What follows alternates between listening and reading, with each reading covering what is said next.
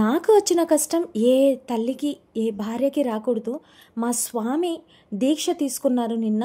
ఆ దీక్ష తీసుకున్నప్పటి నుంచి నాకు ఒకటే కఠినమైన పరీక్షలు జరుగుతున్నాయి.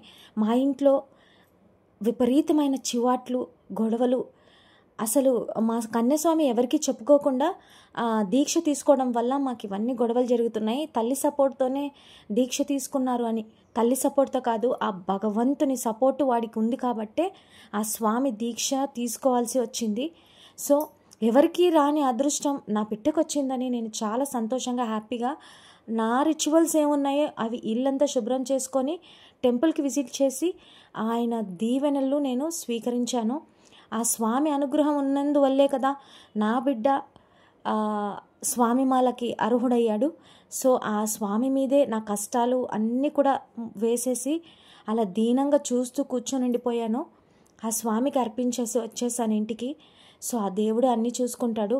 ఇక్కడ ధర్మ సందేహం ఏంటంటే, నీకు పిల్లోడు కావాలా నేను కావాలా అని ఒక క్వశ్చన్